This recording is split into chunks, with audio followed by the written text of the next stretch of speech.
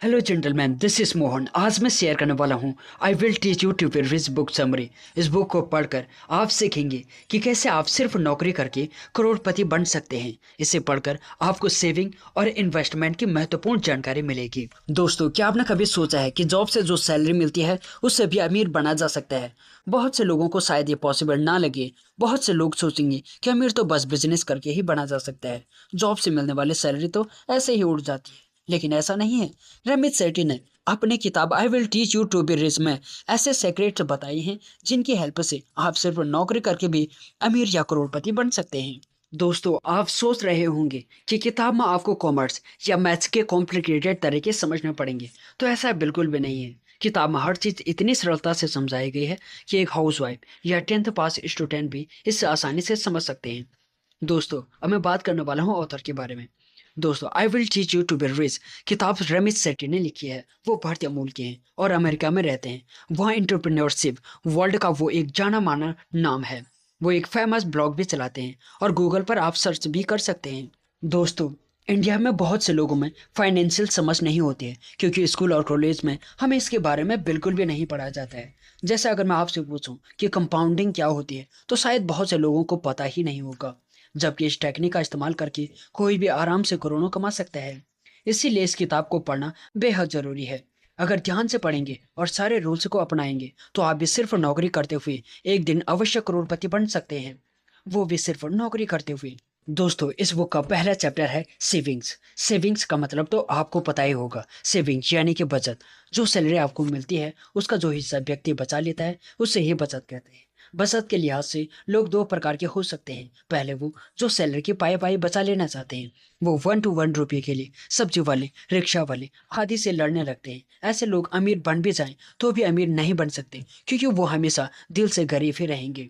दूसरे वो लोग जिन्हें पता ही नहीं होता है कि बचत क्या होती है। सारी सैलरी महीने के आखिरी हफ्ते तक आते आते उड़ा देते हैं। मकान का रेंट, बच्चों की फीस, शॉपिंग, ग्रोसरी, एंटरटेनमेंट, नाभी शौक इत्यादि में खर्च कर देते हैं। रमित सेठी बताते हैं कि ये दोनों ही तरीके गलत हैं। तो फिर सही तरीका क्या है? बचत कैसे करें, कितना खर्च करें, कितना बचाएं? इसके लिए रमित ने 5 मेन पॉइंट बताए हैं जो नीचे दिए गए हैं। दोस्तों, पहला पॉइंट है you don't need to be an expert. Expert ना होकर भी आप बचत करना सीख सकते हैं। सबसे पहले बचत करने की समझ पैदा करें। ये समझें कि कितनी भी सैलरी हो, कम या ज़्यादा, कुछ हिस्सा जरूर बचाएंगे। सारी सैलरी ना उड़ा दें क्योंकि बुरा वक्त कभी भी आ सकता है। लेकिन हाँ, 100% सैलरी बचाने की भी ना सोचें। इससे लोग आपको अमीर नहीं, सिर्फ कंजूस मक्खी चूसी समझेंगे। इतना पेट काटने की जरूरत नहीं है। जहाँ एंजॉय करना है वहाँ एंजॉय भी करना चाहिए। बहुत से लोग ये सोचेंगे कि बचत और निवेश झंझट का काम है। मैंने तो कॉमर्स भी नहीं पढ़ा, बैंकों का चक्कर लगाना मेरे वश में नहीं है। लेकिन रमित बताते हैं आपको बड़े बड़े और टफ चीज़ें सीखने की कोई ज़रूरत नहीं है। आपको कोई एक्सपर्ट नहीं बनना है, बस कुछ बेसिक चीज़ें याद रखनी होगी जो बहुत सरल है। इसलिए ऐसा माइंडसेट दिमाग से निकाल दीजिए कि ये झंझट का काम है। ये बिल्कुल भी मुश्किल नहीं है। दोस्तों, अगर आप 80% भी सीख लेंगे तो बहुत है। बाकी का 20% नहीं भी आए तो कोई फर्क नहीं पड़ता है। इसे पेरेटो प्रिंसिपल भी कहते हैं, जो कहता है कि किसी भी काम को करने के लिए परफेक्ट होने की कोई ज़रूरत नहीं है। बस आप जितना कर सकते हैं उतना कीजिए। इस बुक समरी को पढ़ने के बाद आप इतना मोटिवेट हो जाओगे कि आप नौकरी लगने के तुरंत बाद ही आप पैसे बचाना और निवेश करना शुरू कर दोगे। दूसरा पॉइंट है स्टार्ट अर्ली। बचत करना जल्दी शुरू करना चाहिए। कुछ लोग जॉब लगने पर ये सोचते हैं कि अभी तो जवान हूँ, अभी उड़ा लेता हूँ, बाद में देखा जाएगा। इन चीज़ों को करने के लिए उम्र पड़ी है, लेकिन इससे आपको कंपाउंडिंग इफेक्ट का फायदा नहीं मिल पाएगा। इसलिए आपको सैलरी मिलने के डे 1 से ही बचत करनी स्टार्ट कर देनी चाहिए। दोस्तों, रमित बताते हैं कि जो आपकी हॉबीज है उस पर जरूर खर्च करना चाहिए। सेव करने के लिए आपको कंजूस बनने की कोई ज़रूरत नहीं है, लेकिन हाँ, आप अपना फालतू का खर्चा कम कर सकते हैं। जैसे जितने कपड़े जरूरी हो केवल उतने ही खरीदें। ऐसा ना हो कि आपकी क्लोसेट में 50% कपड़े ऐसे भरे पड़े रहते हो जिनका आप यूज ही ना करते हो। बहुत महंगा फ़ोन लेने की कोई ज़रूरत नहीं है। हर दिन रेस्टोरेंट में पार्टी भी ना करें। इसी तरह से आप अपने बहुत से फालतू खर्चे कम कर सकते हैं और इससे आपकी अपना आप ही सेविंग होती रहेगी। दोस्तों, क्रेडिट कार्ड के नुकसान। जॉब लगते ही बहुत से क्रेडिट कार्ड वाली कंपनीज आपके पीछे पड़ जाती हैं। तरह तरह के ऑफर्स आपको दिए जाते हैं। बहुत से लोग भर भर के कार्ड ले लेते हैं। जब आप शॉपिंग करते हैं तो सच में आपको ऑफर, डिस्काउंट, बाउचर्स इत्यादि मिलते हैं। लेकिन कभी आपने सोचा कि क्यों कंपनीज भर भर के इस तरह से पैसे लुटाती है? इसमें उनका क्या फ़ायदा? तो रमित उनके ट्रैप जाल के बारे में बताते हैं जिसमें आप फंस सकते हैं, लेकिन उनका गेम समझ जाओ तो आप नहीं फंसेंगे। तो क्या है उनका ट्रैप? जब आप शॉपिंग करते हैं तो क्रेडिट कार्ड कंपनी एक तरह से आपको लोन देती है। ये लोन आपको लगभग 45 दिनों में चुकाना होता है। बहुत सारे लोग ऐसा करना भूल ही जाते हैं। अगर लोन लेट चुकाया जाता है तो आपको 45% या उससे ज़्यादा भारी भरकम ब्याज कंपनी को देना पड़ता है। क्योंकि लोगों में फाइनेंशियल समझ नहीं होती है, इसलिए उन्हें पता ही नहीं चलता है कि उनके साथ क्या गेम चल रहा है। पढ़े लिखे तो फिर भी समझ लेते हैं, लेकिन इंडिया में आपको पता ही नहीं है कि कितने लोग इन सब चीज़ों से अनजान हैं। ऐसे लोगों को ये कंपनीज जमकर लूटती है। दूसरी बात है, बहुत सारे लोग ईएमआई यानी कि इजीली मंथली इंस्टॉलमेंट करवा लेते हैं। वो क्रेडिट कार्ड को अपने बैंक अकाउंट से जोड़ लेते हैं। इस तरह से हर महीने एक छोटी सी किस्त उनके अकाउंट से अपना आप ही कट हो जाती है। यही सबसे बड़ी गलती है। हर अगले इंस्टॉलमेंट में ब्याज दोगुना हो जाता है और वो लोन कभी भी खत्म नहीं होता है। लेकिन ये लोग सोच रहे होते हैं कि थोड़ी सी ही तो किस्त जा रही है, लेकिन कुछ सालों में उनका बहुत सा पैसा क्रेडिट कार्ड वाले ले जाते हैं, जो प्रिंसिपल अमाउंट का 4 से 5 गुना भी हो सकता है और लोगों को इसकी खबर तक नहीं होती है। तो दोस्तों, आपने ईएमआई करवाने की गलती की है तो आज ही उसे बंद करवा दें। जितना लोन आपके ऊपर है उसे एक बार में ही चुका दें। एक दो कार्ड जरूर रखें, डिस्काउंट का फायदा भी उठाएं, लेकिन लोन चुकाने की टाइम लिमिट कभी ना भूलें। आप खुद सोचिए, जब कोई कंपनी फ्री में पैसा उड़ा रही है तो उसके पास उससे डबल वसूल करने का तरीका होगा या नहीं?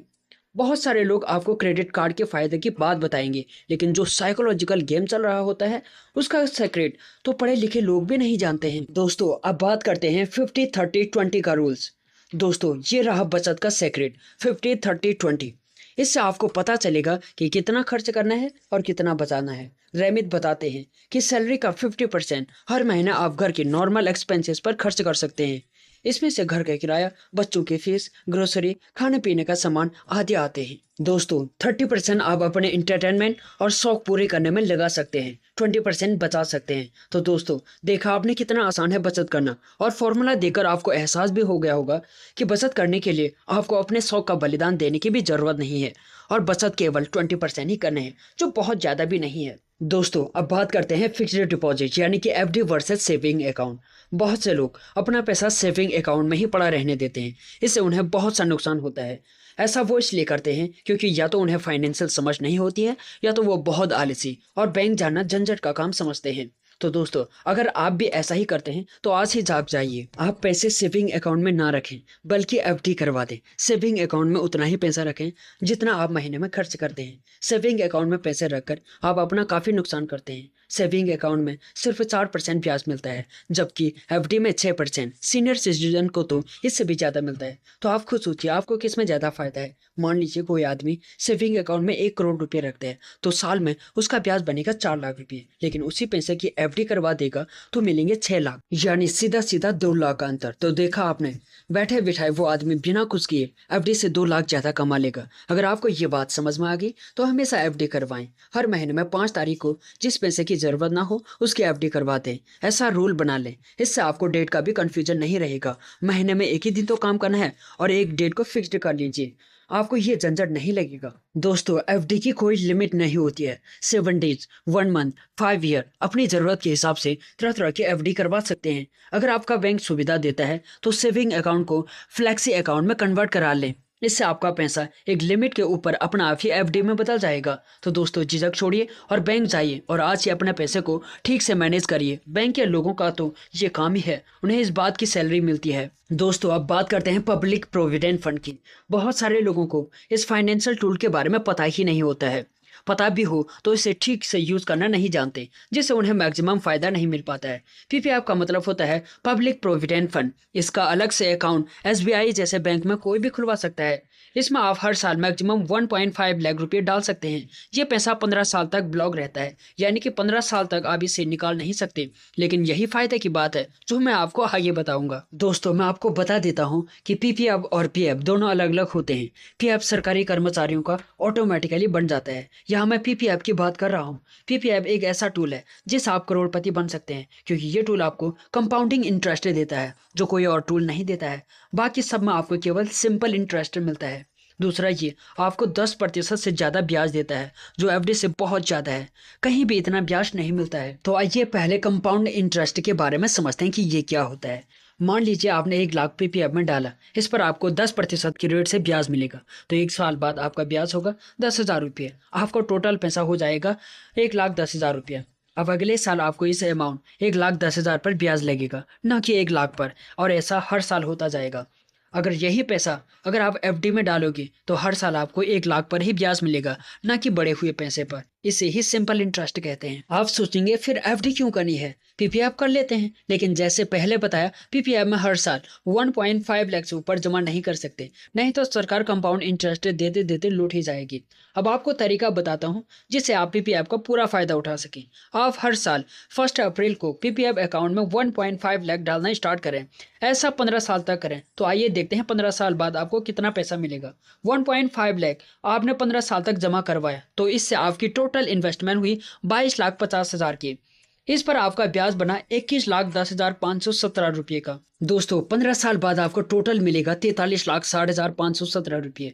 है न जादू, आपका पैसा लगभग डबल हो जाएगा, और वो भी बिना कुछ खास किए। और मजे की बात यह है कि इस पर कोई टैक्स नहीं लगता है। अगर आप इसी पैसे को 25 साल तक रखोगे तो ये 1 करोड़ के ऊपर चला जाएगा, और अवधि बढ़ा देंगे तो और भी ज्यादा हो जाएगा। दोस्तों बहुत से लोग सोचेंगे कि यार 15 साल के लिए पैसा कौन बिलोंग करेगा। यही गलत माइंडसेट आपको बदलना होगा, और इसे ही फाइनेंशियल समझ कहते हैं, जो अमीर लोगों में ज्यादा होती है। आप पीछे मुड़कर देखिए, अगर आप 25 साल के हैं तो क्या आपको पता चला कि ये 25 साल कैसे बीत गए? ऐसे ही आपको 15 साल का भी पता नहीं चलेगा, और 35 का भी नहीं। तो सोचिए 15 साल बाद आपको कितना पैसा मिलेगा। दूसरी बात, आप ये ना सोचें कि मैं हर महीने 1,000 या 2,000 डालूंगा, यही सबसे बड़ी गलती होती है। दोस्तों आपको सारा पैसा 1.5 लाख 1 अप्रैल को ही डाल देना चाहिए, क्योंकि तब से ब्याज लगना स्टार्ट हो जाएगा, और वो भी 1.5 लाख की बड़ी अमाउंट पर। 1,000 पर तो ब्याज बहुत कम लगेगा, जिसकी वजह से आपको पूरा फायदा नहीं मिलेगा। ऊपर जो कैलकुलेशन की थी वो भी 1.5 लाख के अकॉर्डिंग ही थी। तो दोस्तों कैसे भी करके 1 अप्रैल को 1.5 लाख आप पीपीएफ में डिपॉजिट करवा सकते हैं। 1 अप्रैल से नया फाइनेंशियल ईयर शुरू हो जाता है। इससे आप सारे साल के टेंशन से भी मुक्त हो जाएंगे, और एक बार करने की वजह से आपको कुछ भी झंझट का काम नहीं लगेगा। एक बार पैसा डाल दीजिए और भूल जाइए, बाकी समय लाइफ को एंजॉय कीजिए। सारा सिस्टम ऑटोमेशन पर चलने दीजिए, लेकिन एक बार तो सेट करना ही होगा। अब जो कि पीपीएफ की अपर लिमिट 1.5 लाख ही है, तो आप अपने वाइफ का भी अकाउंट खुलवा सकते हैं। इससे आपका प्रॉफिट भी 2 गुना हो जाएगा। मतलब 15 साल में 45 + 45 90 लाख मिल जाएगा। Mindset of A successful person book summary. आपने बहुत से सफल लोगों के बारे में सुन और पढ़ रखा होगा, और ये भी पढ़ा होगा कि सफल लोग किस तरह से सोचते हैं। पर क्या आप बता सकते हैं, क्या सफल लोग अपने प्रत्येक कार्य या लक्ष्य में सफल होते हैं? सफल लोग समस्या आने पर क्या करते हैं?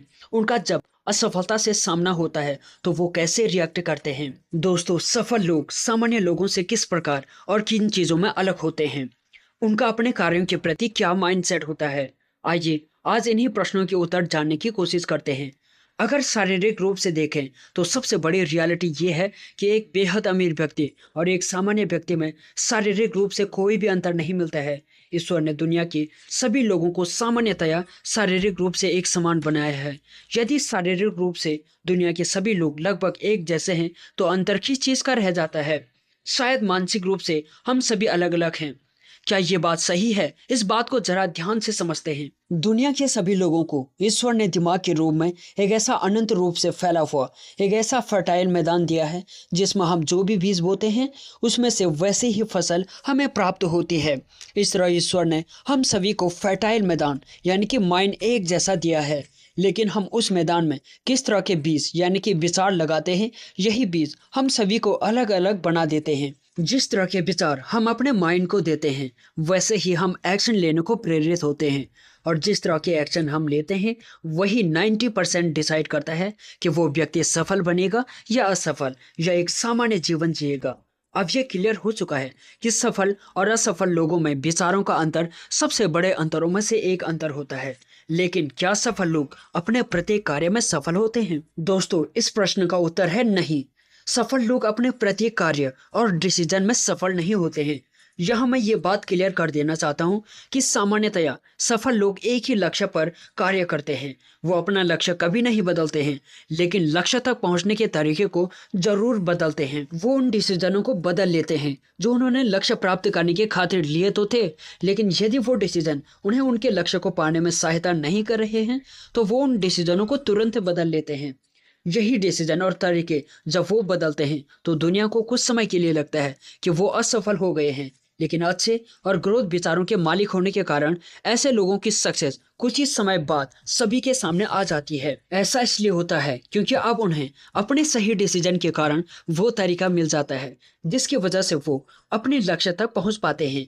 लेकिन यदि सफलता के रास्ते में यदि कोई बड़ी समस्या आ जाए तो सफल लोग क्या करते हैं? दोस्तों, ये एक ऐसा प्रश्न है जिसका उत्तर आपको सफल और असफल लोगों में अंतर बताएगा, साथ ही साथ सफल और बेहद सफल लोगों में भी अंतर बताएगा। यदि सफलता के रास्ते पर चलते हुए लोगों को अपने कार्यों के बदले सीधे रिजल्ट मिलते चले जाएं, तो बहुत से लोग आपको सफलता के शिखर पर नजर आने लगेंगे, लेकिन ऐसा बिल्कुल भी नहीं होता है।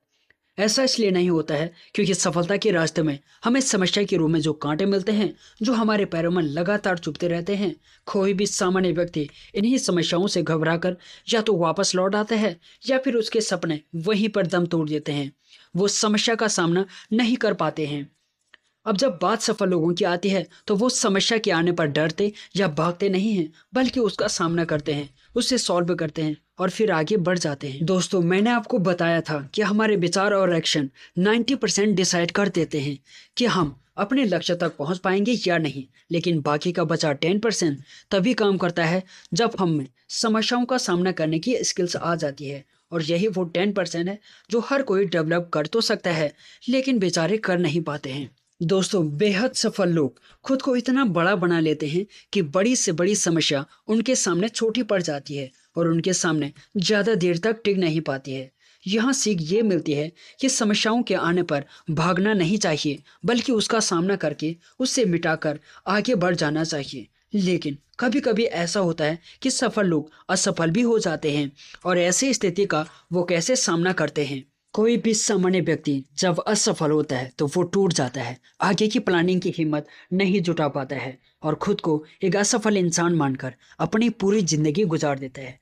लेकिन एक सफल व्यक्ति जब भी असफल होता है तो वो उसे सफलता और बड़ी सफलता के बीच आए एक ऐसी समस्या या सीख या गलती मानकर चलता है जिसे वो फिर कभी नहीं दोहराएगा। असफलता वो है जो हमें बताती है कि आप सफलता पाने का गलत तरीका अपना रहे हैं, तो कृपया सही तरीका अपना लीजिए।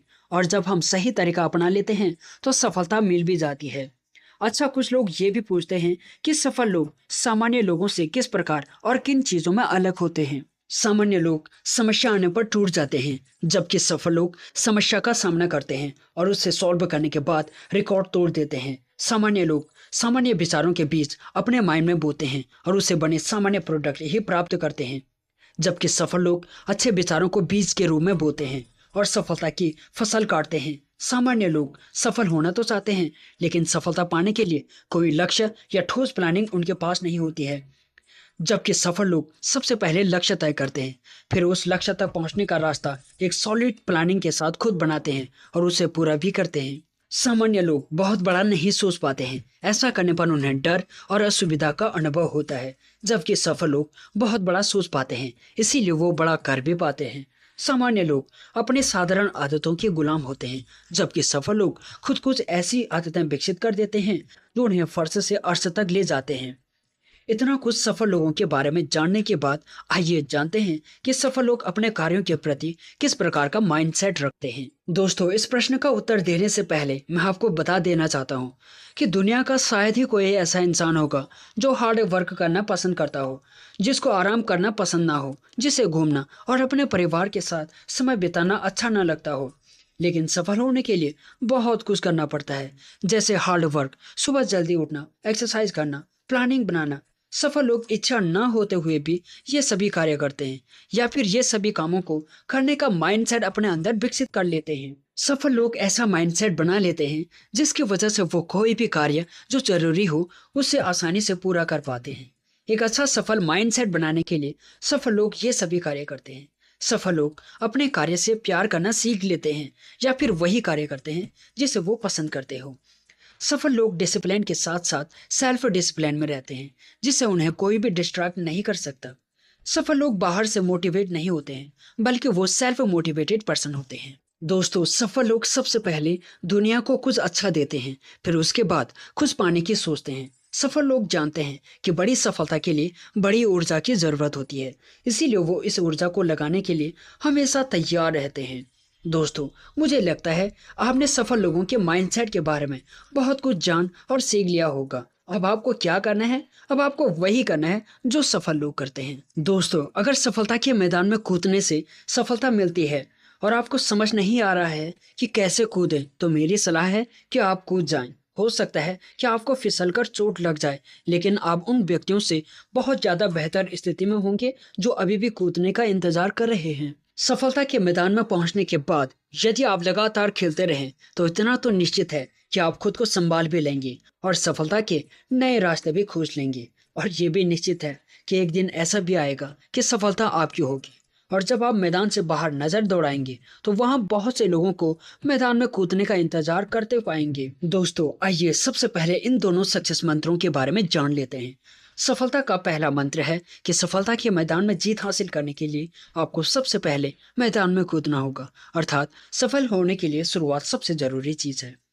दूसरा, सफलता का दूसरा मंत्र ये है कि मैदान में जीत हासिल करने के लिए आपको वहां लगातार बिना रुके खेलते रहना होगा, अर्थात सफल होने के लिए लगातार प्रयास भी करने जरूरी हैं। यदि आप सफलता के इन दोनों मंत्रों का प्रयोग सफलता पाने के लिए करते हैं, तो आपको जीतने से कोई नहीं रोक सकता। अधिकतर लोग इसलिए असफल नहीं होते हैं क्योंकि उन्होंने सफल होने की अच्छी प्लानिंग नहीं की, बल्कि इसलिए असफल होते हैं क्योंकि उन्होंने अपने खुद के बनाए प्लान के हिसाब से चलने की शुरुआत ही नहीं की। लोग सफलता के रास्ते पर चलने की शुरुआत ही नहीं करते हैं। लोग शुरुआत क्यों नहीं कर पाते हैं? इसके पीछे बहुत से कारण हो सकते हैं, लेकिन कारण जानने से भी ज्यादा जरूरी ये है कि सफलता की शुरुआत कैसे करें। How to start for success. मुझे लगता है कि आप भी कारण से ज्यादा तरीके जानना ज्यादा पसंद करेंगे। आप ये जानना ज्यादा पसंद करेंगे कि सफलता के मैदान में कैसे कूदा जाए। आइए इसी को जानते हैं, how to start for success. सभी जरूरी प्लानिंग करने के बाद अब शुरुआत करना जरूरी है, लेकिन इस बारे में अधिकतर लोग यही सोचते हैं कि शुरुआत कहाँ से करें और कब से की जाए। मैदान में कूदने अर्थात शुरुआत करने का कोई स्पेशल टाइम नहीं होता है। फिर कभी भी किसी भी अच्छे कार्य करने का सबसे अच्छा समय अभी, यानी कि नाउ है। प्लानिंग बनाने के बाद कुछ सोचना नहीं है, बस तुरंत शुरुआत कर देनी है। अब जब एक बार आप शुरू कर देते हैं, तो आपकी बनाई प्लानिंग आपको आगे का रास्ता बता देती है कि कहाँ और कैसे जाना है। कल से करूंगा, ये तारीख से करूंगा, वो तारीख से करूंगा, आज अच्छा दिन नहीं है, या ये काम पूरा हो जाए तब शुरू करूंगा, ये सब बहाने यानी कि मेकिंग एक्सक्यूजेस के अलावा और कुछ नहीं है। इसीलिए इस तरह के बहाने और मन की कमजोरियों को अपने माइंड से निकाल फेंकिए और शुरुआत कीजिए। यदि शुरुआत करनी है तो अभी कीजिए। सफलता की शुरुआत करने के लिए कोई शुभ मुहूर्त नहीं होता है, बल्कि जिस पल आप शुरुआत करते हैं वही शुभ मुहूर्त बन जाता है। जब आप सफलता के मैदान में कूद जाते हैं, तभी से रास्ते नजर आने लगते हैं। तभी आप पहचान पाते हैं कि सही रास्ता कौन सा है और किस रास्ते पर जाने से बचना है। इसीलिए अभी शुरुआत कीजिए। द 48 लॉ ऑफ पावर की समरी शेयर करने वाला हूँ। ये बुक बहुत ही पावरफुल है, जिससे पढ़कर आप ऐसे ट्रिक से जान पाएंगे जिससे आप खुद को शक्तिशाली बना सकते हैं। तो चलिए शुरू करते हैं। दोस्तों, पहला लॉ कहता है, अपने बॉस को कभी भी अपना टैलेंट और स्मार्टनेस न दिखाएं। दोस्तों, अपने बॉस को या अपने से ऊपर वालों को ये बताएं कि वो हमेशा आपसे बेहतर हैं। उन्हें खुश या प्रभावित करने के लिए अपने हुनर को बहुत अधिक प्रदर्शित ना करें, क्योंकि ऐसा करने से वो आपको नुकसान पहुंचा सकते हैं। आपके हुनर और काबिलियत से उनमें डर और असुरक्षा उत्पन्न हो सकती है। अपने मास्टर को सदा ये महसूस कराएं कि वो आपसे बेहतर हैं और प्रतिभाशाली हैं, और इस तरह आप कामयाबी की ऊंचाइयों को हासिल करेंगे। दोस्तों, दूसरा पावरफुल लॉ है, अपने उद्देश्यों को छिपाएं। आप क्या चाहते हैं और क्या करने वाले हैं किसी से ना बताएं। अपने जुबान पर नियंत्रण रखने के लिए आपको मेहनत करनी होगी और लगातार अभ्यास करना होगा। दोस्तों, समझदारी इसी में है कि आप लोगों से वही कहें जो वो सुनना चाहते हैं, ना कि वो जो आप बोलना चाहते हैं। इसीलिए ये बेहद जरूरी है कि आप अपने शब्दों का इस्तेमाल ध्यान से करें। जब लोगों को ये पता नहीं होगा कि आप क्या करने वाले हैं, तो वो आपके विरुद्ध कोई भी रणनीति नहीं बना सकते। जब तक कि वो आपके इरादों को समझ पाएंगे, तब तक बहुत देर हो चुकी होगी। दोस्तों, तीसरा पावरफुल लॉ है, कोशिश करें कि आप कम से कम बोलें। आप हमेशा कोशिश करें कि कम से कम बोलें, क्योंकि कम बोलने से लोग आपकी बात ज़्यादा सुनेंगे और अपने बारे में ज़्यादा बताएंगे। इससे आपको लोगों के बारे में जानकारी मिलेगी और उनकी सारी कमजोरियां आपको पता चलेंगी, जिसका इस्तेमाल आप बाद में उनके खिलाफ कर सकते हैं। दोस्तों, जब आप लोगों को अपने शब्दों से प्रभावित करने की कोशिश करते हैं, तो आप जितना ज़्यादा बोलते हैं, उतने ही आप साधारण लगते हैं। अगर आप कुछ साधारण सी बात कहते हैं, लेकिन उसे रहस्यपूर्ण तरीके से बोलते हैं, तो लोगों का इंटरेस्ट आप में बना रहेगा। कम बोलने से आप नियंत्रण में रहेंगे, कुछ भी गलत बोलने से बचे रहेंगे। कामयाब और शक्तिशाली लोग हमेशा कम बोलकर लोगों को प्रभावित करने की कोशिश करते हैं। दोस्तों, चौथा लॉ है, दूसरों को अपने काम से जीतें, अपने आर्ग्यूमेंट से नहीं। आपके बॉस या बड़े अधिकारी इस बात की परवाह नहीं करते हैं कि आप सही हैं या गलत। वो तो सिर्फ आपसे अपनी बात मनवाना चाहते हैं। शक्तिशाली लोग अपनी बात न मानने पर किसी को भी नुकसान पहुंचा सकते हैं। इसीलिए अपने बॉस से या अपने ऊपर वालों से कभी भी आर्ग्यूमेंट या बहस ना करें। उनके साथ सदा सहमति जताएं और अपने काम से उनका दिल जीतने की कोशिश करें, ना कि अपने शब्दों से। दोस्तों, पांचवा लॉ है, लोगों को अपने ऊपर निर्भर रखना सीखें। लोगों को अपने ऊपर निर्भर करके रखें, इससे उनकी नज़रों में आपकी अहमियत बनी रहेगी। दुनिया में हर इंसान ज़रूरत के हिसाब से काम करता है और उसी को संपर्क करता है जिसकी उसे ज़रूरत होती है। दोस्तों, लोग जिस व्यक्ति पर निर्भर होते हैं उसी को अहमियत देते हैं। शक्तिशाली बनने के लिए ज़रूरी है कि आप लोगों को अपने ऊपर निर्भर रखना सीखें। दोस्तों, लॉ नंबर 6 है, अपनी ईमानदारी और उदारता से अपने शिकार को वश में करें। दोस्तों, रॉबर्ट ग्रीन कहते हैं कि आप अपनी ईमानदारी और उदारता से किसी भी व्यक्ति को अपने वश में कर सकते हैं। जब आप लोगों को अपनी ईमानदारी और उदारता दिखाएंगे, तो वो लोग जो जल्दी किसी पर भी यकीन नहीं करते, वो भी आप पर यकीन करने लगेंगे। दोस्तों, ये लॉ कहता है कि आप शुरू में बेहद ईमानदारी और उदारता दिखाएं। जब दूसरा व्यक्ति आप पर यकीन करने लगे, तो आप जैसा चाहें उसे धोखा दे सकते हैं या हेरी फेरी कर सकते हैं। आपकी ईमानदारी किसी भी व्यक्ति के शक के सुरक्षा कवच को भेद सकती है। दोस्तों, लॉ नंबर 7 है, जब आप किसी से मदद मांगें तो उनके सेल्फ इंटरेस्ट का ध्यान रखें। अगर आप किसी से मदद चाहते हैं और उन्हें ये बताते हैं कि आपने अभी तक उनके लिए क्या क्या किया है, तो मदद करने के बजाय वो आपको नज़रअंदाज कर सकते हैं। अगर आप उन्हें कुछ ऐसा ऑफर करेंगे जिसकी उन्हें इस समय ज़रूरत है, तो निश्चित ही वो आपकी मदद करने को तैयार हो जाएंगे, क्योंकि लोग स्वार्थी होते हैं और मदद के बदले कुछ न कुछ ज़रूर चाहते हैं, खास तौर पर वो जिसकी उन्हें इस समय ज़रूरत है। दोस्तों, लॉ नंबर 8 है, अपने दुश्मन को पूरी तरह से कुचल दें। अपने दुश्मनों को पूरी तरह से खत्म कर दें। प्राचीन भारत के मशहूर दार्शनिक कौटिल्य जी कहते हैं, दुश्मन के अवशेष आग और बीमारी की तरह होते हैं। अपने दुश्मन को कमजोर समझकर कभी भी नजरअंदाज ना करें, क्योंकि वक्त के साथ साथ वो और भी खतरनाक बन जाता है। दोस्तों, कौटिल्य जी कहते हैं कि दुश्मन सूखी घास के ढेर में अंगारे की तरह होता है, जो सुलग कर पूरी घास को जला सकता है। अब आप सोच रहे होंगे कि मैं कोई मिलिट्री का सैनिक नहीं हूँ या कोई युद्ध का योद्धा नहीं हूँ, मैं अपने दुश्मन को कैसे मार सकता हूँ। इस लॉ का मतलब ये नहीं है कि आप अपने दुश्मन का कत्ल कर दें। असल में यहाँ दुश्मन का अभिप्राय है आपके प्रतियोगियों से। इसका मतलब ये है कि आप अपने प्रतियोगी पर हमेशा हावी रहें। दोस्तों, लॉ नंबर 9 है, प्रतिष्ठा और आदर बढ़ाने के लिए अपने अनुपस्थिति का प्रयोग करें। जितना आप लोगों को नजर आएंगे और सुने जाएंगे, उतने ही आप साधारण लगेंगे। किसी भी प्रसंग की शुरुआत में आपको अपने उपस्थिति को बढ़ाना होगा, क्योंकि अगर आप बहुत जल्दी गायब हो जाते हैं तो भुला दिए जाएंगे। जब आपके प्रेमी के मन में आपके प्रति प्रेम की भावनाएं जाग जाएं, तो आपकी अनुपस्थिति उसे और बढ़ा देगी। दूसरों की नजरों में अपना आदर और सम्मान बढ़ाने के लिए अपने अनुपस्थिति को आप एक शक्तिशाली हथियार की तरह इस्तेमाल कर सकते हैं। दोस्तों, जहां आपकी उपस्थिति ज्यादा होगी, वहां लोग आपको नजरअंदाज कर सकते हैं। इसीलिए अपने प्रतिष्ठा और आदर को बढ़ाने के लिए और बनाए रखने के लिए अपने अनुपस्थिति का प्रयोग करना सीखें। दोस्तों, लॉ नंबर 10 है, किसी से कमिटमेंट ना करें। आप किसी से कोई कमिटमेंट ना करें, क्योंकि जब आप किसी से कोई वायदा करते हैं तो आप उसे पूरा करने के लिए प्रतिबद्ध हो जाते हैं। जिससे आप कमिटमेंट करते हैं, आपका नियंत्रण उसके हाथों में चला जाता है। आपको अपनी छवि मजबूत बनानी चाहिए ताकि लोग खुद आपसे संपर्क करने की कोशिश करें। किसी से कमिटमेंट करने का मतलब है अपने आप को उनके हवाले कर देना। दोस्तों, ऐसा करने से आपका कर्तव्य बढ़ जाता है और खुद पर नियंत्रण कम हो जाता है। इसीलिए दोस्तों, शक्तिशाली बनने के लिए ये जरूरी है कि आप कभी भी किसी से भी पक्का वादा ना करें और खुद की एक मजबूत छवि बनाने की कोशिश करें, ताकि आप खुद पर नियंत्रण रख सकें और लोग अपने काम के लिए खुद आपसे संपर्क करें। दोस्तों, अपने प्रतिद्वंदी को मिसगाइड करना यानी कि अपने उद्देश्य से बहकाना एक अच्छी तरकीब है। अपने प्रतियोगियों के सामने बेवकूफ़ बनकर रहें, उन्हें ये दिखाएं जैसे आप कुछ नहीं जानते। ऐसा करने से लोग आपको अपने बारे में खुद बताएंगे, क्योंकि आज के युग में प्रत्येक व्यक्ति अपने बारे में दूसरों को बताना चाहता है। इससे लोग आप पर शक नहीं करेंगे और ये नहीं जान पाएंगे कि आप कितने शक्तिशाली हैं। आप अपने बारे में किसी को भी पहली मुलाकात में सब कुछ ना बताएं। ऐसा करना आपके लिए बेवकूफ़ी भरा साबित हो सकता है। लोगों को उन्हीं की तरफ बनकर फंसाएं। दोस्तों, दूसरों के सामने कोई भी मूर्ख नहीं दिखना चाहता। रॉबर्ट ग्रीन हमें बताते हैं कि आप अपने प्रतियोगी को हमेशा होशियार समझने का मौका दें। सिर्फ होशियार ही नहीं, बल्कि आपसे अधिक होशियार। एक बार आपके प्रतियोगी को यकीन हो गया कि वो आपसे अधिक स्मार्ट है, तो उन्हें कभी नहीं लगेगा कि आपके पास कोई गुप्त उद्देश्य है। दोस्तों, लॉ नंबर 11 है आत्मसमर्पण की युक्ति का इस्तेमाल करें। जब आप कमज़ोर हो तो अपने स्वाभिमान के लिए लड़े नहीं, बल्कि आत्मसमर्पण कर दें। आत्मसमर्पण करने से आपको अपनी ताकत जुटाने का वक्त मिलेगा और आप फिर से लड़ने के लिए तैयार हो जाएंगे।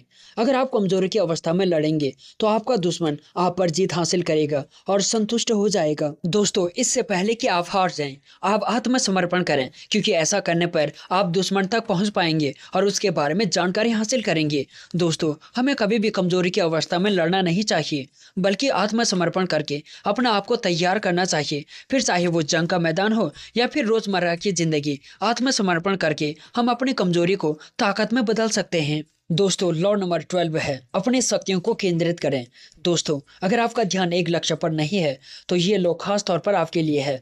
कुछ लोगों को अपना ध्यान एक लक्ष्य पर लगाने में बहुत मुश्किल होती है। जब भी वो अपना ध्यान किसी काम में लगाने की कोशिश करता है तो सैकड़ों और चीज़ें उसका ध्यान अपनी तरफ आकर्षित करती हैं। इसका समाधान ये है कि हमें अपने विचारों और कार्यों को केंद्रित करना चाहिए और अपना सारा ध्यान एक ही दिशा में लगाना चाहिए। दोस्तों, कुछ लोग अपने कार्य क्षेत्र को बदलते रहते हैं, जिससे उन्हें किसी भी क्षेत्र में सफलता नहीं मिलती है। इससे बेहतर यह है कि किसी एक क्षेत्र में ध्यान लगाएं जो आपकी रुचि और काबिलियत के मुताबिक सबसे अच्छा हो और उसी क्षेत्र में लगातार मेहनत करें। ऐसा करने से आपकी सारी ताकत और ऊर्जा एक ही कार्य में केंद्रित होगी और आप सफलता की सीढ़ी पर चढ़ते जाएंगे। लॉ नंबर 13, राजा की तरह नजर आएं। ये लॉ कहता है कि आप जिस तरह लोगों को नजर आएंगे, लोग उसी तरह आपके साथ व्यवहार करेंगे। अगर आप असभ्य और साधारण दिखेंगे तो लोग आपका आदर नहीं करेंगे।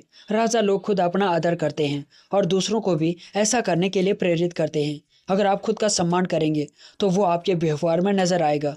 दोस्तों, रॉयल बनने के लिए मैं यहाँ आपको 3 बातें बताऊंगा। दोस्तों, पहली बात जो आपको भी चाहिए उसे पूरे आत्मविश्वास और साहस के साथ मांगें। दूसरी बात, बड़े बड़े लोगों के साथ संपर्क बनाएं और ये दिखाएं कि आप उनके बराबर हैं। तीसरी बात, अपने से बड़े लोगों को तोहफा दें, ये दिखाने के लिए कि आप भी उनकी बराबरी कर सकते हैं। दोस्तों, अपनी कीमत हमेशा ज़्यादा रखें, क्योंकि अगर आप कम मांगेंगे तो आपको हमेशा कम ही मिलेगा। जब आप अपने लिए बड़ी कीमत निर्धारित करेंगे तो आप एक राजा की तरह बड़े नजर आएंगे, क्योंकि बड़े लोग कम कीमत में काम नहीं करते। ऐसा करने से लोगों को आपका आत्मविश्वास दिखेगा और वो आपका सम्मान करेंगे। दोस्तों, जल्दीबाजी में कोई भी काम ना करें, क्योंकि जल्दीबाजी में काम करने से आपका खुद पर और समय पर कोई नियंत्रण नहीं रहता है। हमेशा धीरज रखें और धैर्य से काम लें, जैसे कि आपको पूरा विश्वास हो कि हर चीज़ सही समय पर आपके पास आ जाएगी। अक्सर हम इसीलिए काम करते हैं क्योंकि हम उस काम को करना चाहते हैं या फिर मौजूदा परिस्थितियां हमें वो काम करने के लिए मजबूर करती हैं। लेकिन हर काम को करने के लिए एक सही समय होता है। हमें किसी भी कार्य को करने के लिए सही समय का इंतजार करना चाहिए। हमें धैर्य से काम लेना चाहिए और किसी भी कार्य को जल्दबाजी में नहीं करना चाहिए। दोस्तों, यह मैं ये नहीं कह रहा हूँ कि हम किसी कार्य को करने में इतनी देर कर दें कि उसे करने का सही समय निकल जाए और करने का कोई फायदा ही ना रहे। दोस्तों, ब्रूस ली ने कहा है कि हमें पानी की तरह निराकार होना चाहिए। जिस तरह पानी बर्तन का आकार ले लेता है, उस तरह व्यक्ति को परिस्थितियों के अनुसार आकार ले लेना चाहिए। निराकार व्यक्ति सदा अपने आप को परिस्थितियों के अनुसार ढाल लेता है, जिससे वो आने वाले खतरों से बचा रहता है। दोस्तों, अगर आप शक्तिशाली बनना चाहते हैं तो आपको एक ही योजना के अनुसार कभी भी काम नहीं करना चाहिए। दोस्तों, आपको समय और परिस्थितियों के अनुसार अपनी योजनाओं को बदलते रहना चाहिए। ऐसा करने से आप दुश्मनों की योजनाओं को जान पाएंगे और उनसे लड़ने के लिए अपने आप को तैयार कर पाएंगे। कामयाब और शक्तिशाली बनने के लिए ये जरूरी है कि आप निराकार बनना सीखें। दोस्तों, जीत की घड़ी अक्सर जोखिम की घड़ी होती है। जीत की खुशी में आपकी उद्दंडता और आपका आत्मविश्वास आपको ज़्यादा आगे बढ़ने पर मजबूर कर देता है। आपके लगातार आगे बढ़ते रहने से आपके बहुत से नए दुश्मन बन जाते हैं। दोस्तों, जीत हासिल करने के बाद आपको विराम लेना चाहिए और सावधानी से अगले लक्ष्य की योजना बनानी चाहिए। कामयाब होने के लिए जरूरी है कि आप एक लक्ष्य हासिल करने के बाद अगले लक्ष्य और अपने प्रतियोगियों की प्रतिक्रिया को समझें। Rewire book summary. ये बुक बुरी आदतों को हमेशा के लिए छोड़ देने में आपकी मदद करेगी। क्या आप अपनी बुरी आदतों से परेशान हो चुके हैं? क्या आप चाहते हैं कि आप अपनी बुरी आदतों को हमेशा के लिए छोड़ दें, लेकिन आप छोड़ नहीं पाते हैं? अगर हाँ, तो ये बुक समरी आपके लिए है। हमारे दिमाग में दो तरह के बिहेवियरल पैटर्न होते हैं। ऑटोमिक ब्रेन वो ब्रेन होता है जो अपने आप में ही काम करता रहता है, लेकिन वही कॉन्शियस ब्रेन वो काम करता है जो हमारे लिए सही होता है। यही वजह है कि अक्सर ये दोनों ब्रेन आपस में टकराते रहते हैं। ऑटोमिक ब्रेन की वजह से ही हम बार बार उस काम को करने लगते हैं जिससे हम छोड़ने की कोशिश करते हैं। आप डाइटिंग करने की कोशिश करते हैं, लेकिन आप चॉकलेट खाने लग जाते हैं। आप पोर्न देखना छोड़ना चाहते हैं, लेकिन आप पोर्न वाली साइट पर पहुंच जाते हैं, ये जानने के बाद भी कि ये चीज़ आपके लिए बहुत बुरी है और आपकी हेल्थ को भारी नुकसान पहुंचा सकती है। आप वो चीज़ें करने लगते हैं। ऐसा क्यों होता है? आप खुद को नुकसान पहुंचाने वाली चीज़ें क्यों करते हैं? इन सभी चीज़ों के बारे में आप इस समरी में आगे जानेंगे। साथ ही आप इस बुक समरी के लास्ट में आपको 12 स्टेप्स प्रोग्राम के बारे में जानने को भी मिलेगा। इसकी मदद से आप अपने बुरी आदतों को आसानी से मिटा पाएंगे। Two brain not working together. दो दिमाग एक साथ काम नहीं कर सकते। जैसा कि मैंने आपको बताया कि हमारे दिमाग में ऑटोमिक ब्रेन और कॉन्शियस ब्रेन दोनों होते हैं। ऑटोमिक ब्रेन के कारण हमारे दिमाग में सेल्फ डिस्ट्रक्टिव बिहेवियर पैदा होता है। मतलब ऑटोमिक ब्रेन हमारे माइंड को इस कदर कंट्रोल करता है कि हम वो काम करने लग जाते हैं जो हमारे लिए नुकसानदायक होते हैं। जब हमारा ऑटोमिक ब्रेन हमसे कोई ऐसा काम करवाता है जो हमारे लिए नुकसानदायक है, तब हमारा कॉन्शियस ब्रेन हमें रोकने की कोशिश करता है। लेकिन ऑटोमिक ब्रेन पावरफुल होने की वजह से कॉन्शियस ब्रेन पर हावी हो जाता है, जिसकी वजह से हम ना चाहते हुए भी खुद को नुकसान पहुंचाने वाली काम करने लग जाते हैं। इसलिए अपने ब्रेन को ऑटोमिक ब्रेन फंक्शनिंग से निकालकर कॉन्शियसनेस की तरफ ले जाना बहुत जरूरी है। और ये तभी हो सकता है जब आप ध्यान देंगे कि आपके मन में किस तरह के थॉट्स आते हैं। अपने थॉट्स की तरफ अवेयर होकर आप आसानी से अपने ब्रेन को कॉन्शियसली वर्क करने के लिए प्रोग्राम कर सकते हैं। हमारा ऑटोमिक ब्रेन भी काफ़ी अच्छा होता है क्योंकि ये हमारे लिए हमेशा अच्छा ही सोचता है। ऑटोमिक ब्रेन बिना कुछ सोचे समझे अनकॉन्शियसली बस अपना काम करता रहता है। मतलब कि ये ब्रेन बिना हमारी जानकारी के अपने आप डिसीजन लेने लगता है। ये हमें कॉन्फिडेंट और खुश महसूस करवाने के लिए चीज़ें करता है, लेकिन ये चीज़ें हमें केवल कुछ समय के लिए ही खुशी देती हैं और बाद में हमें इन चीज़ों से प्रॉब्लम झेलनी पड़ती हैं। एग्जाम्पल के लिए मान लीजिए आपको किसी पार्टी में जाना है, तो आप उस पार्टी के लिए खुद को अच्छे से रेडी करते हैं और आप जिस तरह के कपड़े नहीं पहनते हैं, आप उस तरह के कपड़े भी खुद को अट्रैक्टिव दिखाने के लिए पहनने लगते हैं, क्योंकि कहीं ना कहीं आपके अनकॉन्शियस ब्रेन में ये बात होती है कि आपको पार्टी में सबसे अच्छा दिखना है, चाहे आप बाद में कपड़े पहनने की वजह से अनकंफर्टेबल ही क्यों ना फील कर रहे हो। हर किसी के साथ ऐसा होता है। हमारा दिमाग हमें शॉर्ट टर्म में सिक्योर और खुश करने के चक्कर में कई बार हमसे ऐसा काम करवाता है जिससे हम भारी मुसीबत में पड़ जाते हैं। ऑटोमिक ब्रेन को हम अनकॉन्शियस ब्रेन भी कह सकते हैं। इस ऑटोमिक ब्रेन में वो बातें भी रहती हैं जो शायद आपको याद ही ना हो। आप ये समझ सकते हैं कि ये ब्रेन आपके बारे में आपसे ज़्यादा जानता है। ये आपकी ताकत है, आपकी कमजोरियों को बखूबी जानता है। इसलिए जब हम अपनी बुरी आदतों के प्रति कॉन्शियस होने की कोशिश करते हैं, तब ये ऑटोमिक ब्रेन अलग अलग बहानों से हमसे वो चीज़ें करवाता है जो हम नहीं करना चाहते। हमें शॉर्ट टर्म प्लेजर देने के लिए ये ब्रेन हमारे इमोशन को कंट्रोल करता है, जिसकी वजह से हम ना चाहते हुए भी वो काम करने लगते हैं जो हमें वापस बुरी आदतों की तरफ ले जाएंगी, क्योंकि ये हमारा पूरा कंट्रोल हमारे ऑटोमिक ब्रेन या यूँ कहें कि हमारे अनकॉन्शियस ब्रेन के पास होता है। अपने ऑटोमिक ब्रेन को अपने कंट्रोल में करने के लिए आपको राइटिंग या जर्नलिंग जरूर करनी चाहिए, क्योंकि जब आप किसी चीज़ के बारे में लिखते हैं तब आपका दिमाग उस चीज़ पर फोकस और कॉन्शियस हो जाता है। ऐसे में जब भी आपके दिमाग में कोई उल्टे सीधे ख्याल आए तो आप तुरंत अपनी डायरी निकालिए और उनमें उन चीजों को लिख दीजिए। अपने ऑटोमिक ब्रेन को रोकने के लिए ये तरीका आपके बहुत काम आ सकता है। Waving the red flag. आपने बच्चों में ये बात जरूर नोटिस की होगी, बच्चे अपने माता पिता का ध्यान अपने ओर खींचने के लिए रोने लगते हैं। बच्चे रो रो कर अपने माता पिता का अटेंशन अपनी ओर आकर्षित कर लेते हैं, लेकिन जब बच्चे बड़े हो जाते हैं तब वो रोकर किसी का भी अटेंशन या ध्यान खींचने की कोशिश नहीं करते, क्योंकि ये सारी चीजें बचपन में ही सही लगती थी।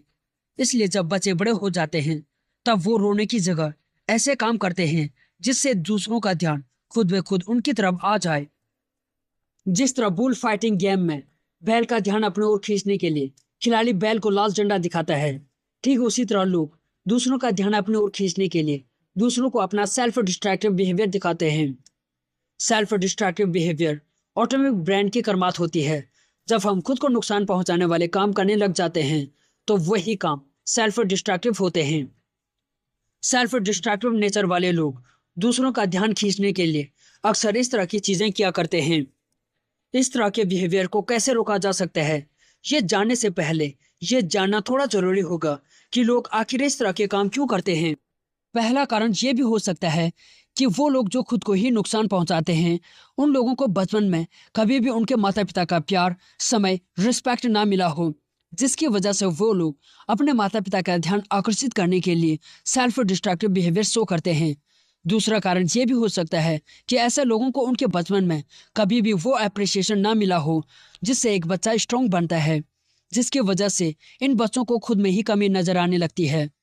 और ये लोग खुद को लेकर इतने अंडर कॉन्फिडेंट हो जाते हैं कि खुद के अंदर की कमियों को छुपाने के लिए ये लोगों के सामने सेल्फ डिस्ट्रक्टिव बिहेवियर दिखाकर लोगों की सोच को मैनिपुलेट करने की कोशिश करते हैं। इस तरह के सेल्फ डिस्ट्रक्टिव नेचर वाले लोग दूसरों का ध्यान खींचने के लिए ड्रग्स, अल्कोहल जैसी चीजों का नशा करने लग जाते हैं। पहले तो ये लोग सिर्फ दूसरों का अटेंशन पाने के लिए एडिक्शन का सहारा लेते हैं, लेकिन फिर उन्हें एहसास होता है कि वे पूरी तरह से एडिक्शन के शिकार हो गए हैं। आज मैं शेयर करने वाला हूँ गोल्स बुक समरी। और सबसे पहले मैं आपको ये बता दूं कि आपको गोल्स बुक क्यों पढ़नी चाहिए। इस बुक में बताया गया है कि कैसे हम अपनी लाइफ के हर क्षेत्र में गोल सेट करके अनगिनत सफलता हासिल कर सकते हैं। इसमें बताए गए सिस्टम का उपयोग करके लाखों लोगों ने अपनी इनकम को दोगुना चौगुना यहाँ तक कि 10 गुना तक करने में भी सफलता पाई है। और ये बुक हमें सिखाती है कि सक्सेसफुल लोग जब गोल सेट करते हैं तो उन्हें कैसे अचीव करते हैं, और साथ ही ये भी बताती है कि उनके सोचने और काम करने का तरीका किस तरह बाकियों से अलग होता है। इस बुक की समरी हमने कुछ इस तरह से बनाई है कि आप इस बुक में दिए गए सारे इंपॉर्टेंट बातों को कम समय में आसानी से समझ सकें। चलिए अब बात करते हैं कि गोल्स क्या होते हैं। What are goals? ये वो लक्ष्य या टारगेट होते हैं जिन पर हम पहुंचना चाहते हैं, जिन्हें हम हासिल करना चाहते हैं। इनके होने से हम तीर की तरह अपने तय किए लक्ष्य पर पहुंच जाते हैं। गोल्स हमें दिशा दिखाते हैं। जो लोग गोल्स सेट नहीं करते हैं उनकी जिंदगी किस्मत के भरोसे होती है। उनके हाथ में उनकी लाइफ का कंट्रोल नहीं होता है, पर जो लोग गोल सेट करते हैं वे अपने लाइफ खुद कंट्रोल करते हैं। चलिए आप बात करते हैं गोल्स की विशेषताएं की। गोल्स में 7 विशेषताएं होती हैं जो उन्हें हर रोज देखे जाने वाले सपनों से अलग करती हैं। ये 7 विशेषताएं कुंजी या सिद्धांत हमारे सभी छोटे बड़े गोल्स को सेट करने में मदद करते हैं। अगर कोई व्यक्ति अपने गोल अचीव नहीं कर पा रहा है तो ऐसा इन्हीं 7 सिद्धांतों की कमी के कारण होता है। पहली कुंजी है, हमारे गोल्स एकदम क्लियर और डिटेल और स्पेसिफिक और लिखे हुए होने चाहिए। दूसरी कुंजी है, गोल्स ऐसे होने चाहिए जिनका एक निश्चित उद्देश्य हो, जिन्हें मापा जा सके। तीसरी कुंजी है, सारे गोल्स एक निश्चित समय सीमा यानी कि डेडलाइन से बंधे हुए होने चाहिए। इस डेडलाइन को आप सब डेडलाइन में बांट सकते हैं ताकि हम अपने गोल्स की अचीवमेंट को ट्रैक कर सकें। चौथी कुंजी है, हमारे गोल्स थोड़ा चैलेंजिंग होनी चाहिए, कुछ ऐसा जो हमने पहले नहीं किया है और जिन्हें अचीव करने के लिए हमें हमारे कंफर्ट जोन से बाहर आना पड़े। पांचवी कुंजी है, गोल्स हमारे वैल्यूज के अनुकूल और एक दूसरे के साथ तालमेल में होने चाहिए। छठी कुंजी है, हमारे गोल्स हमारी लाइफ से सभी क्षेत्रों जैसे career, business, financial life, family life, हमारी हेल्थ, स्पिरिचुअल लाइफ और सामुदायिक लाइफ के साथ तालमेल में होने चाहिए। और सातवीं कुंजी है, हमारे पास कम से कम एक ऐसा गोल होना चाहिए जिसका एक निश्चित उद्देश्य हो जो हमारी लाइफ को सबसे ज्यादा प्रभावित करे और उसे इम्प्रूव भी करे। अब मैं आपको बताने वाला हूँ कि गोल्स क्यों जरूरी हैं। Why goals are so important. McCormack ने अपनी book what they don't teach you at Harvard Business School में हार्वर्ड में 1979 और 1989 के बीच हुए एक अध्ययन के बारे में बताया है।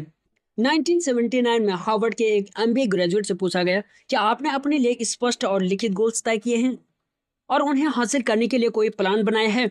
तब पता चला 3% ग्रेजुएट के पास लिखित गोल्स और प्लान थे।